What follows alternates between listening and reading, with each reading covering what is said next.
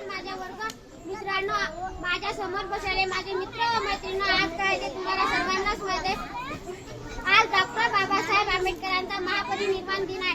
महापरिनिर्वाण दिनाबद्दल मी तुम्हाला 2 शब्द व्यक्त करणार आहे, ते तुम्ही शांतपणे ऐका ही माझी नम्र विनंती. 6 डिसेंबर डॉक्टर बाबासाहेब आंबेडकरांचा महापरिनिर्वाण दिन आहे. डॉक्टर बाबासाहेब आंबेडकर भारतीय संविधानाचे शिल्पकार म्हणून ओळखले जाते. त्यांचा जन्म 14 एप्रिल 1891 मध्ये मध्य प्रदेश महू या गावी झाला. त्यांचे मूळ नाव भीमराव असे होते. त्यांनी समाजासाठी